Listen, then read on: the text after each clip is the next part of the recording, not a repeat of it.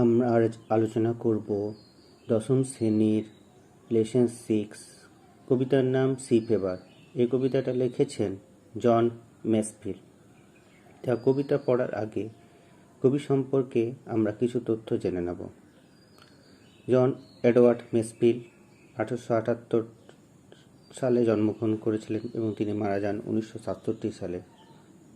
Was an English poet, writer and poet laureate of the United Kingdom from 1930 till his death। 1930 সাল থেকে তার মৃত্যু পর্যন্ত তিনি জন এডওয়ার্ড মেসফিল ছিলেন একজন ইংরেজি কবি, লেখক এবং সভাকবি। He is also remembered as the author of the children's novel The Midnight Fog and the Box of Delight। তিনি মিডনাইট ফগ এবং বক্স অফ ডিলাইট লেখার জন্য জনপ্রিয়তা অর্জন করেছিলেন। এছাড়া জন মেসফিল সম্পর্কে আমরা কিছু তথ্য জেনে নেব। জন মেসফিল একটা নির্দিষ্ট ভাবধারার সঙ্গে ইনফ্লুয়েন্স হয়েছিলেন। সেই ভাবধারাটা হলো ভিক্টোরিয়ান স্পিড। এই ভিক্টোরিয়ান স্পিড কি না, রানী ভিক্টোরিয়ার সময়কালকে বলা হয় ভিক্টোরিয়ান যুগ। এই ভিক্টোরিয়ান যুগে নতুন ভাবধারা সৃষ্টি হয়েছিল এবং এই সময় মানুষ নতুন নতুন কাব্য রচনা করেছিল এবং মানুষের মধ্যে নতুন জানার আগ্রহ দেখা যায়, নতুন দেশ ঘোরার আগ্রহ দেখা যায়, নতুন জিনিস আবিষ্কার করা তার মধ্যে প্রবণতা দেখা যায়। এই যে প্রবণতা মানুষের মধ্যে এই চেঞ্জ পরিবর্তনটা আমরা আমাদের কবি জন এডওয়ার্ড মেসফিল্ডের মধ্যেও দেখতে পাই। তাই তো দেখি তিনি যখন ছোটোবেলা তার মধ্যে তিনি নাবিক হওয়ার প্রচণ্ড ইচ্ছা ছিল এবং এই জন্য তিনি কী করেছিলেন যে নিজের পড়াশোনাকে ছেড়ে দিয়ে একটা নাবিক হওয়ার যে ট্রেনিং স্কুল সেখানে তিনি ভর্তি হয়েছিলেন এবং তিনি বহু বছর সমুদ্রে অতিবাহিত করেছিলেন। এই সমুদ্রের অভিজ্ঞতার কথা লিখতে গিয়ে তিনি 1902 সালে সি ফেভার কবিতাটা লেখেন। এবার আমরা সি ফেভার কবিতাটা আবৃত্তি করে শোনাব, আবৃত্তি করব এবং তার রিসাইটেশন করব এবং তার মিনিং লাইন বাই লাইন বোঝার চেষ্টা করব। সি কবিতাটার নাম হচ্ছে সি ফেভার। সি মানে সমুদ্র আর ফেভার মানে জ্বর। সমুদ্র জ্বর বলে তো কিছু হয় না, কারণ সমুদ্রের এখানে তাহলে কী মানে, এটা হলো সমুদ্রের প্রতি কবির, সমুদ্র যাত্রার প্রতি কবির আকাঙ্ক্ষা। এক কথায় বলতে গেলে the deep desire for the sea voice. এই সমুদ্র যাত্রার প্রতি কবির তীব্র ব্যাকুলতা,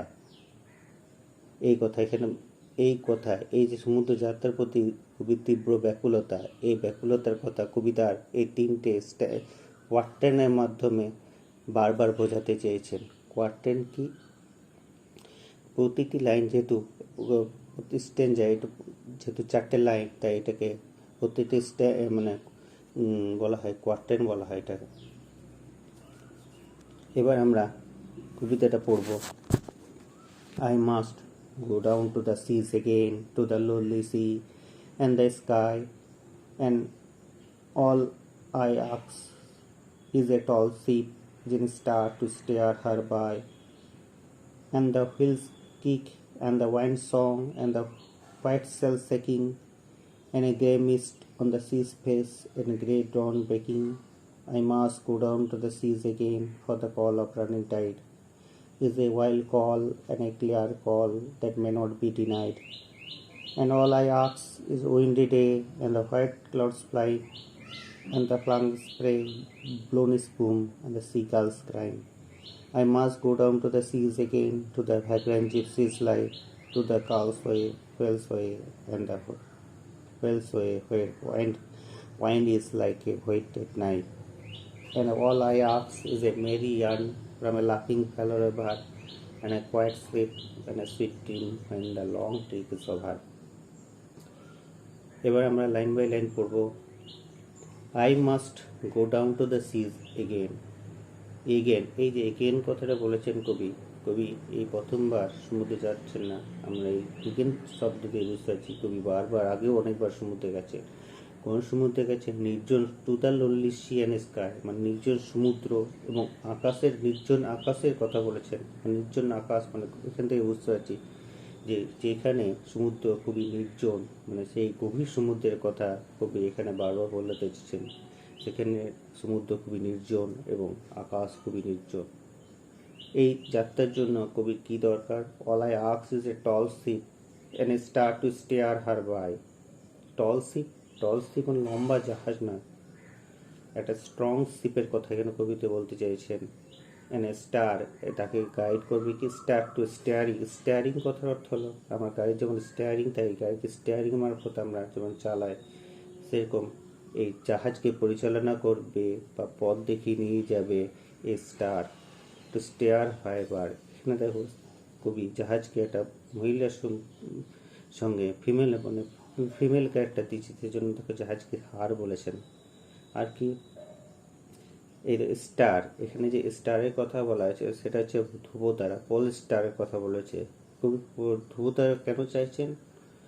যে আগেকার দিনে, এখন যেমন কম্পাস ছিল, আগেকার দিনে সেরকম কম্পাস তো আবিষ্কার হয়নি, তার আগে মানুষ এই ধ্রুবতারাকে লক্ষ্য করে জাহাজ চালিয়ে যেত। আর কি চাই কবির সঙ্গে? কবির তো শুধু জাহাজ আর তারা দিয়ে বসে থাকলে তো হবে না, সেজন্য কবি চাই অ্যান্ড দ্য হুইলস কি? চাকার ধাক্কা। চাকা তো বলে গাড়ির চাকা হয় না, ওই স্টিয়ারিংকে ধাক্কা দিয়ে হুইলস কি? চাকার ধাক্কা। আর কি না, ওয়াইন্ড সং, বাতাসের সং, বাতাসের গান। And the white sail shaking. White sail shaking, এই দেখে আমরা বুঝতে পারবো যে জাহাজ চলছে। বায়ু যখন যে পালে ধাক্কা দেয় তখন সেটা কম্পমান, কাঁপতে, কম্পন শুরু হয় তাতে, সেই জন্য বলছে হোয়াইট সেল শেকিং। এই দেখে আমরা বুঝবো যে জাহাজ চলছে। আর কি দরকার? And a grey mist on the sea's face. Grey mist মানে ধূসর কুয়াশা, on the sea speak and grey dawn breaking. আর কি চাইছে? ভোরবেলায়, কবি ভোরবেলায় সমুদ্রে যাত্রা শুরু করছে। তো এই চারটে লাইনের মানেটা আমি আবার একবার বলে দিই। I must go down to the seas again, to the lonely sea and the sky. আমি আবার সমুদ্রে যাব, নির্জন সাগর ও আকাশের কাছে। And all I ask is a tall ship, আমার tall ship and star to steer her by. আমার চাই শক্ত জাহাজ এবং তাকে পথ দেখানোর জন্য একটা তারা। And the wheels kick and wind song and the white sail shaking. চাকার ধাক্কা, হাওয়ার গান এবং সাদা পালের কম্পন। And a grey mist on the sea space and a grey dawn breaking. সমুদ্রের বুকে ধূসর কুয়াশা, ধূসর ভোর। এ হলো প্রথম কোয়ার্টেন। যেহেতু বললাম যে চারটে লাইন নিয়ে একটা স্ট্যাঞ্জা, তাই এটাকে বলা হয় কোয়ার্টেন। এবার আমরা সেকেন্ড কোয়ার্টেনের দিকে যাব। I must go down to the sea again. কবি আবার সেই সমুদ্রে, for the call of the running tide is a wild call. দেখো কবি কী বলতে চেয়েছেন? যে আমি আবার সমুদ্রে যাব, কিসে না? ছুটন্ত জোয়ারের ডাকে। রানিং মানে ছুটন্ত, ছুটন্ত জোয়ারের ডাকে আবার যেন ওয়াইল্ড কল, যে কলটা হচ্ছে উদ্যম ডাক এবং এই ক্লিয়ার কল, যে কল ডাকটা হচ্ছে একটা পরিষ্কার ডাক, দেন মে নট বি ডিনাইড, যেটা কোনোদিন অস্বীকার করা যায় না। এখানে যদি আমি আর একটা কথা উপমা ধরি, যে আমাদের যখন কোনো কিছু খেলতে যাওয়ার মনে হয় বিকেলে, তখন আমরা কি করি? যেন আমাকে আমার ব্যাট, আমার বল, আমার খেলার মাঠ যেন আমাকে সবসময় ডাকছে এবং বন্ধুরা যেন ডাকছে, এটা আমার বারবার মনে হয়। এখানে কবি সমুদ্র কবিকে বারবার ডাকছে, সমুদ্র যাত্রার জন্য কথা বলছেন। সেই জাহাজ ডাকছে, তারা ডাকছে, সবাই যেন কবিকে ডাকছেন এবং যে ডাকটা কবি কখনো উপেক্ষিত করতে পারছেন না। এবং এজন্য কবির দরকার একটা অল আই আক্স ইজ এ উইন্ডি ডে। ঝোড়ো দিন নয়, এখানে একটা মনোরম দিন। যে স্ট্রং জাহাজ নিয়ে কবি যাত্রা করবেন, সেই যাত্রার জন্য কবি দরকার একটা মনোরম পরিবেশ, তার সঙ্গে with the white clouds flying, তার সঙ্গে উড়ন্ত সাদা মেঘ কবি চাইছেন। আর কি চাইছেন? অ্যান্ড দ্য প্লাং স্প্রে, জাহাজ যখন সমুদ্রে জল কাটিয়ে উপরে সামনের দিকে এগোতে থাকে, তখন সেই জল ছিটকাতে থাকে এবং জলকণার ফলে একটা ফেনা তৈরি হয়। সেই জন্য কবি বলছে ব্লোন স্পিউম। ব্লোন স্পিউম কথার অর্থ হলো বায়ু তাড়িত ফেনা। আর কি চাইছেন? কবি আকাশ থেকে শুনতে চাইছেন সিকালস ক্রাইং। সিকালস হচ্ছে শঙ্খচিল পাখিটা চিৎকার শুনতে চাইছে। তাহলে এখানে আমরা আবার থেকে মানে এই পুরো লাইনের মানেটা আবার একবার আমরা করে নিই। I must go down the sea again for the call of running tide. আমাকে আবার সমুদ্রে যেতে হবে ছুটতে থাকা ছুটন্ত জোয়ারের ডাকে। Is a wild call and a clear call that may not be denied. এটা একটা উদ্যম ডাক, এটা স্পষ্ট ডাক যাকে অস্বীকার করা যায় না। And all I ask is a windy day with a white clouds flying. আমি একটা চাই মানে মনোরম দিন চাই, তার সঙ্গে চাই উড়ন্ত সাদা মেঘের সাথে।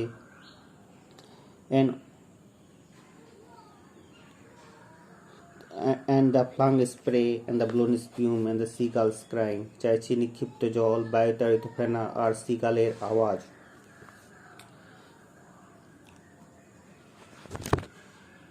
আই মাস্ট, আবার আমরা এবার সেকেন্ড কোয়ার্টেন শেষ করলাম, এবার আমরা থার্ড কোয়ার্টেনের দিকে এগিয়ে যাচ্ছি। I must go down the sea again. কবি বারবার যেন কবিকে ডাকছেন সমুদ্র, যেন সমুদ্র যাত্রার জন্য। কোথায় যেতে চাইছেন? To the vagrant gypsy life. Vagrant মানে ভবঘুরে, আর জিপসি মানে যাযাবর, লাইফ দিয়ে জীবন। আমরা এখানে আমাদের একটা কথা মনে পড়ে যায়, আমরা ক্লাস 7-এ দ্য ভ্যাগাবন্ড কবিতাটা পড়েছি। দ্য ভ্যাগাবন্ড কবিতাটা সেখানে আমি দেখেছি কবি কী চাইছে, যে কবি খোলা আকাশের নিচে থাকতে চাইছে, যেখানে কবি নিজে একটা Bush, bed in the Bush, bed in the water, সেখানে কবি জলে বেড ডুবিয়ে খাবেন। আর কি চাইছেন? সেখানে কবি একটা স্টারের কথা বলছেন, যে স্টার যেন দেখতে পান সেখানে শুয়ে, এই কথা বলছেন। আমরা পড়েছি ক্লাস 7-এ এই ভ্যাগাবন্ডদের কথা পড়েছি, সেই ভবঘুরের কথা পড়েছি। কবি সেই ভবঘুরেদের জীবন এখানে অতিবাহিত করতে চাইছেন। কোন দিকে যাবেন? সমুদ্রে। টু দ্য গার্লস হয়ে। গার্লস হয়ে কথা কেন বলছেন?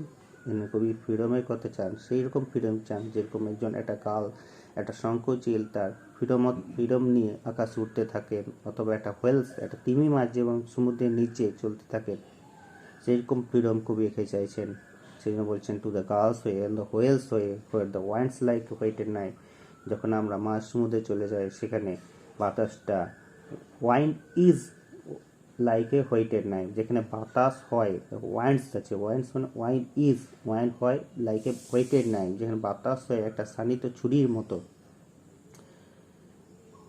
অ্যান্ড অল আই আক্স, সেই জন্য কবি কী চাইছেন? কবি এতে একা চাইতে চাইছেন না, সেই জন্য কবি আরও 5 জনের সঙ্গে যাবেন। সেখানে কবি কী চাইছেন? একজন আনন্দদায়ক পথিক গল্প শুনতে চাইছেন। কার কাছ থেকে? না, প্রথম ফ্রম এ লাফিং ফেলোর, এবার একটা সঙ্গী নাবিকের কাছ থেকে কবি সেই আনন্দদায়ক গল্প শুনতে চাইছেন। এবং এই দীর্ঘ যাত্রার শেষে কবি একটা কোয়াইট স্লিপ, একটা নিশ্চিন্ত ঘুম ঘুমাতে চাইছেন। আর কি? একটা সুমধুর স্বপ্ন, এ সুইট ড্রিম, সুমধুর স্বপ্ন দেখতে চাইছেন। when the long trip over, যখন দীর্ঘ যাত্রা শেষ হয়ে যাবে, তখন একটা সুমধুর স্বপ্ন কবি দেখতে চাইছেন। এবার আমরা কিছু কঠিন ওয়ার্ডের মানেগুলো বলে দিই প্রথম থেকে। এই লাইনটা স্ট্যান্ডাটা আবার একবার পড়ি। I must go down to the seas again. আমাকে আবার সমুদ্রে যেতে হবে। To the vagrant gypsy life, ভবঘুরে যাযাবর জীবন যাপন করতে। To the gull's way, whale's way, where the wind's like a whetted knife, সিগালের পথে, তিমি মাছের পথে, যেখানে হাওয়া সান দেওয়া ছুরির মতো। অ্যান্ড অল আই আক্স is A Mary yarn from a লাফিং ফেলো এভার, আমি শুধু চাই সঙ্গী নাবিকের থেকে একটা মজার গল্প। And a quiet sleep and a sweet dream when the long tree cover, একটা শান্ত ঘুম আর মধুর স্বপ্ন যখন যাত্রার হবে অবসান। এবার আমরা কিছু ছাত্রছাত্রীর সুবিধে কিছু মিনিং আমরা বলে দিই। লোনলি মানে নির্জন, হুইল মানে চাকা, এখানে জাহাজ চালানোর যে চক্র, হুইল জাহাজ চালানোর চক্রের কথা বলেছেন। কিক মানে ধাক্কা বা আঘাত, মিস্ট মানে হচ্ছে কুয়াশা, সেল মানে হচ্ছে পাল, ডন মানে উষা, টাইড মানে জোয়ার, ওয়াইল্ড মানে বন্য, এখানে উদ্যম, ডিনাইড মানে অস্বীকার, উইন্ডি মানে ঝোড়ো, ঝোড়ো তো নয়, মনোরম আবহাওয়া। ফ্লাং মানে নিক্ষেপিত, স্প্রে মানে ঝিরঝিরি জলকণা, ব্লোন মানে বায়ুতাড়িত, স্প্রে মানে ফেনা, সিগাল মানে গাংচিল বা শঙ্খচিল, ভ্যাগ্রেন্ট মানে ভবঘুরে, জিপসি মানে যাযাবর জীবন, হোয়েটেড মানে শান দেওয়া, মেরি মানে আনন্দদায়ক, ইয়ান মানে ভ্রমণার্থী বা পথিক, রোভার এমনি মানে ইতস্তত ভ্রমণকারী, আর এখানে আছে সঙ্গী নাবিক, কোয়েট মানে শান্ত, ঠিক মানে আছে কৌশল। এবার আমরা এই লেসনের যে সমস্ত প্রশ্নোত্তর আছে সেই প্রশ্নোত্তরগুলো নিয়ে আলোচনা করব। দেখো কি বলছে, choose the correct alternative to complete the following sentence. The poet asks for a sail, the color of which would be white. অপশনগুলো দেখো বলে দিই একবার, the blue, grey, black and white. কী কী আছে এটা হলো, তো উত্তরটা হবে white. While going down to the sea, the poet wants to hear the crying of seagulls, না কাকুস, না eagles, না swallow, উত্তর হবে seagull. The wine on the sea is like a whetted sword, না তলোয়ার, না অ্যাক্স, না কুঠার, না নাইফ, না স্পিয়ার, উত্তর হবে স্পিয়ার। এবার 2 number question, state whether the following statement are true or false. Provide sentence, phrase, words in support of your answer. To steer the ship the poet needs moon.